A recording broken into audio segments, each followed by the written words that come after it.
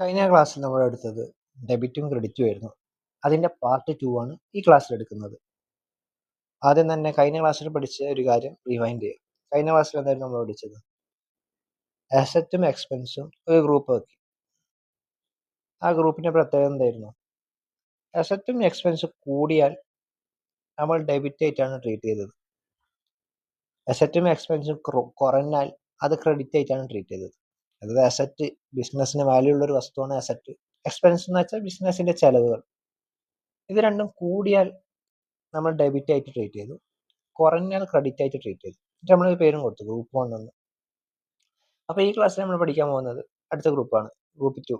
ഏതായിരിക്കും group 2? Liability, income, capital. ഇത് നമ്മൾ ഗ്രൂപ്പ് 2 ആക്കി എടുത്തു.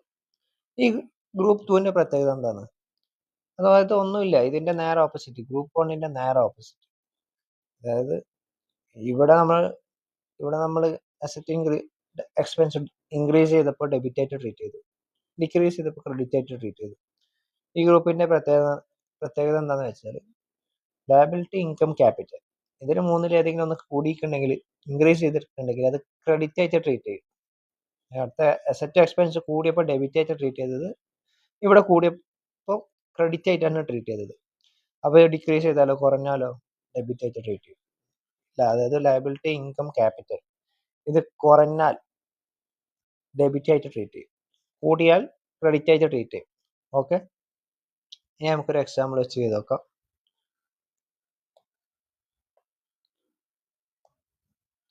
Rent received by cash. അതായത് റെന്റ് കിട്ടി, ബിസിനസ്സിന് റെന്റ് കിട്ടി. എന്തായിട്ടാണ് കിട്ടിയത്? ക്യാഷ് ആയിട്ട്. അപ്പോൾ അക്കൗണ്ട് പ്രിപ്പയർ ചെയ്യുമ്പോൾ എന്തായിരുന്നു ഫസ്റ്റ് റൂൾ? എന്തായിരുന്നു? അത് ഏതൊക്കെയാണ് അക്കൗണ്ട് എന്ന് ഐഡന്റിഫൈ ചെയ്യുക. അക്കൗണ്ട് ഐഡന്റിഫിക്കേഷൻ ആയിരുന്നു ഫസ്റ്റ് റൂൾ. ഏതൊക്കെയാണ് ഇതിലുള്ള അക്കൗണ്ട്?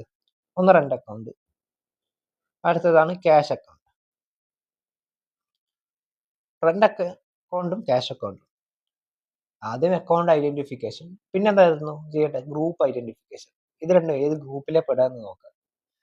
റെന്റ് റിസീവ്ഡ് എന്നാ പറയുന്നത്. ഓക്കെ, റെന്റ് റിസീവ്ഡ്, റെന്റ് കിട്ടി, ക്യാഷ് ആയിട്ട് കിട്ടി. റെന്റ് റിസീവ്ഡ് എന്ന് വെച്ചാൽ എന്താ? റെന്റ് കിട്ടുകയോ ചെയ്തത്. അതായത് ബിസിനസ്സിന് ഇങ്ങോട്ട് റെന്റ് കിട്ടുകയോ ചെയ്തത്. അതായത് ഒരു വരുമാനമായിട്ട് റെന്റ് ഇങ്ങോട്ട് കിട്ടി.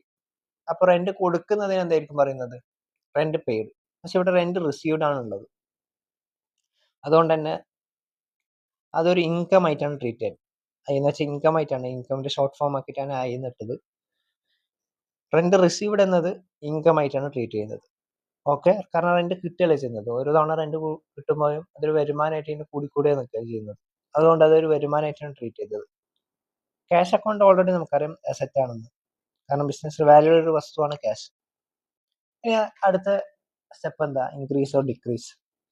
റെന്റ് ഇങ്ങനെ കൂടുന്തോറും, അതായത് ഇൻകം, റെന്റ് കിട്ടിക്കൊണ്ട് നിൽക്കുമ്പോൾ ഇൻകം കൂടുക ചെയ്യുന്നത്, അതായത് വരുമാനം കൂടിക്കൊണ്ടേ നിൽക്കുന്നത്. ഓരോ തവണ റെന്റ് കിട്ടുമ്പോഴും ബിസിനസിന്റെ വരുമാനം കൂടിക്കൊണ്ടേ നിൽക്കും.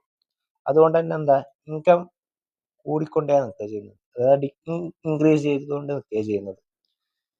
അതായത് ഇൻകം കൂടുന്തോറും കയ്യിലുള്ള ക്യാഷ് കൂടുകയല്ല ചെയ്യുന്നത് ബിസിനസിന്റെ.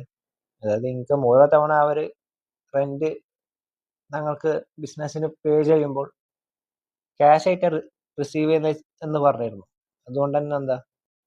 ക്യാഷ് എന്ന അസറ്റും കൂടിക്കൊണ്ടേ നിൽക്കാൻ, അതുകൊണ്ട് ഇതും ഇൻക്രീസ് ആണ്. അപ്പോൾ ഇനി നമ്മൾ ഇന്നലെയായിട്ട് പഠിച്ച റൂള് നമുക്ക് ഇതിൽ ഇംപ്ലിമെന്റ് ചെയ്യാം. എന്തായിരുന്നു റൂള്? അസറ്റും എക്സ്പെൻസും കൂടിയ ഡെബിറ്റ്, കുറഞ്ഞാൽ ക്രെഡിറ്റ്. ലയബിലിറ്റി, ഇൻകം, ക്യാപിറ്റൽ കൂടിയാൽ ക്രെഡിറ്റ്, കുറഞ്ഞാൽ ഡെബിറ്റ്. ആ റൂള് നമുക്ക് ഇതിൽ അപ്ലൈ ചെയ്യാം. ഇതിൽ എന്തൊക്കെയാണുള്ളത്? ഇൻകം കൂടിയാൽ എന്താണ് ചെയ്യേണ്ടത്? നോക്ക്, ഇൻകം കൂടിയാൽ എന്തായിട്ട് ട്രീറ്റ് ചെയ്യേണ്ടത്? ക്രെഡിറ്റ്. അപ്പോൾ നമുക്ക് അവിടെ ക്രെഡിറ്റ് എന്നിട്ട് കൊടുക്കാം. ക്രെഡിറ്റിന്റെ ഷോർട്ട് ഫോമാണ് CR. ഇനി അടുത്തത് ക്യാഷ് അക്കൗണ്ട്. ക്യാഷ് അക്കൗണ്ട് എന്ന് വെച്ചാൽ അസറ്റ് ആണ്.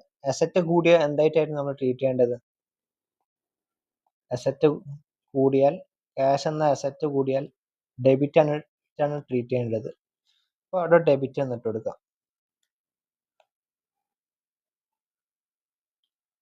ഓക്കെ, അതായത് rent received by cash, rent എന്ന ഇൻകം ക്യാഷ് ആയിട്ട് കിട്ടി. ആദ്യം റെന്റ് അക്കൗണ്ടും ക്യാഷ് അക്കൗണ്ടും കണ്ടുപിടിച്ചു, അതിനുശേഷം അതിന്റെ ഗ്രൂപ്പ് കണ്ടുപിടിച്ചു. റെന്റ് അക്കൗണ്ട് ഇൻകം ആയിരുന്നു, ക്യാഷ് അക്കൗണ്ട് അസറ്റ് ആയിരുന്നു. പിന്നെ ഇൻക്രീസ് ആണോ ഡിക്രീസ് ആണോ എന്ന് കണ്ടുപിടിച്ചു. റെന്റ് കിട്ടുമ്പോൾ ഇൻകം കൂടി കൊണ്ടേ നിൽക്കുന്നത്, അതുകൊണ്ട് തന്നെ അതൊരു ഇൻക്രീസ് ആണ്. അതുപോലെ തന്നെ ഇൻകം കൂടുന്തോറും ക്യാഷ് എന്ന അസറ്റും കൂടും, അതും ഇൻക്രീസ് ആണ്. പിന്നെ ഇതേത് ഡെബിറ്റ് ആണോ ക്രെഡിറ്റ് ആണോ എന്ന് കണ്ടുപിടിച്ചു. ഇൻകം എപ്പോഴും കൂടുന്തോറും ക്രെഡിറ്റ് ആയിരിക്കും, ക്യാഷ് എന്ന അസറ്റ് കൂടുന്തോറും അത് ഡെബിറ്റ് ആയിട്ടാണ് ട്രീറ്റ് ചെയ്യുന്നത്. ഇനി അടുത്തൊരു എക്സാമ്പിൾ നോക്കാം. ഇനി അടുത്ത എക്സാമ്പിൾ ആണ് started business with cash. Started business with cash എന്ന് പറയുമ്പോൾ രണ്ട് അക്കൗണ്ട് ആദ്യം കണ്ടുപിടിക്കണം. ആദ്യത്തെ അക്കൗണ്ട് ക്യാഷ് ആയിട്ട് കണ്ടുപിടിച്ചു, ക്യാഷ് അക്കൗണ്ട്. ഇനി അടുത്തതാണ് started business with cash. Owner business start ചെയ്തു, ക്യാഷ് കൊണ്ടാണ് സ്റ്റാർട്ട് ചെയ്തത്, അതായത് ക്യാഷ് ഇൻവെസ്റ്റ് ചെയ്തിട്ടാണ് ബിസിനസ് സ്റ്റാർട്ട് ചെയ്തത്. ഇപ്പൊ ഇൻവെസ്റ്റ് ചെയ്ത ക്യാഷ് ഉണ്ടല്ലോ, അതിനാണ് പറയുന്നത് ക്യാപിറ്റൽ എന്ന്. മനസ്സിലായോ? അപ്പോൾ ഇതിന്റെ അർത്ഥം എന്താ? സ്റ്റാർട്ടഡ് ബിസിനസ് നമ്മൾ ക്യാപിറ്റൽ ആയിട്ട് ട്രീറ്റ് ചെയ്യുന്നത്, ഇത് ക്യാഷ് അക്കൗണ്ട് ആയിട്ട്. അപ്പോൾ അടുത്ത അക്കൗണ്ട് ആണ് capital account.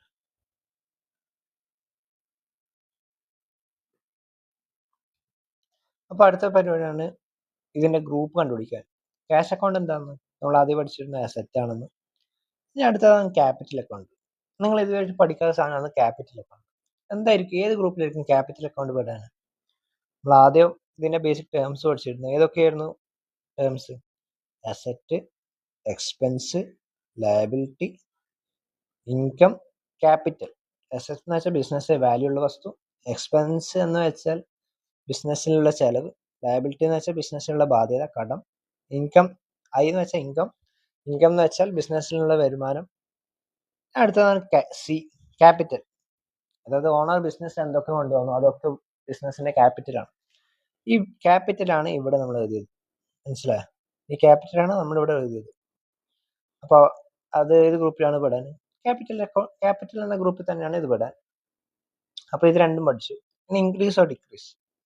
Started business with cash, അതായത് ബിസിനസിനെ സംബന്ധിച്ചിടത്തോളം ഓണർ ബിസിനസ്സിൽ ക്യാഷ് ഇൻവെസ്റ്റ് ചെയ്യുമ്പോൾ ക്യാഷ് എന്ന അസറ്റ് കൂടുകയാണ് ചെയ്യുന്നത്, കുറയുകയാണ് ചെയ്യുന്നത്? കാരണം ബിസിനസ് ക്യാഷ് കൊണ്ടുവന്നു ഓണർ, അപ്പൊ ക്യാഷ് കൂടുക ചെയ്യുന്നത്. മനസ്സിലായില്ലേ? അതുപോലെ തന്നെയാണ് ക്യാപിറ്റൽ അക്കൗണ്ട്. ബിസിനസ്സിൽ ക്യാപിറ്റൽ, അതായത് ക്യാഷ് ആയിട്ട് എന്തുകൊണ്ടാണ്, ക്യാഷ് ആയിട്ട് ഓണർ എന്തായിട്ട് കൊണ്ടുവന്നു അതൊക്കെ ബിസിനസിന്റെ ക്യാപിറ്റലാണ്. ഇവിടെ ബിസിനസ്സിൽ ക്യാഷ് ആയിട്ട് കൊണ്ടുവന്നു, ആ ബിസിനസ്സിനുള്ള ക്യാപിറ്റൽ കൂടുകയല്ല ചെയ്യുന്നത്, ഓണറിന്റെ ഇൻവെസ്റ്റ്മെന്റ് കൂടുകയല്ല ചെയ്യുന്നത്. അപ്പൊ ഇതും ഇൻക്രീസ് ആണ്, ഇത് ഇൻക്രീസ് ആണ്. അപ്പോൾ ഓക്കെ, ഇത് രണ്ടും കണ്ടുപിടിച്ചു. ഇനി ഡെബിറ്റ് ആണോ ക്രെഡിറ്റ് ആണോ എന്ന് കണ്ടുപിടിക്കണം. ക്യാഷ് എന്ന് പറയുന്നത് അസറ്റ് കൂടിയ എന്താ? അസറ്റ് കൂടിയ നമ്മൾ ആദ്യം കണ്ടുപിടിച്ചു. അസറ്റ് കൂടിയാൽ ഡെബിറ്റ്, അസറ്റ് കുറഞ്ഞാലോ ക്രെഡിറ്റ്. ഇവിടെ ക്യാഷ് എന്ന അസറ്റ് കൂടുകയല്ലേ ചെയ്യുന്നത്, അതുകൊണ്ട് ഇത് ഡെബിറ്റ്. പിന്നെ ഉള്ളതാണ് ക്യാപിറ്റൽ അക്കൗണ്ട്. ക്യാപിറ്റൽ കൂടിയ എന്തായിട്ട് ട്രീറ്റ് ചെയ്യുന്നത്? നമ്മൾ ആദ്യം പഠിച്ചിരുന്നു, ക്യാപിറ്റൽ കൂടിയാൽ എന്തായിട്ട് ട്രീറ്റ് ചെയ്യാൻ? ക്രെഡിറ്റ് ആയിട്ടും, കുറഞ്ഞാൽ ഡെബിറ്റ് ആയിട്ടാണ് ട്രീറ്റ് ചെയ്യേണ്ടത്. നമ്മളെ ഈ കേസിൽ എന്താണ്, ക്യാപിറ്റൽ കൂടുക ചെയ്യുന്നത്, ഇൻക്രീസ്. അപ്പൊ എന്താ, ക്രെഡിറ്റ് ആയിട്ടാണ് ട്രീറ്റ് ചെയ്യുന്നത്.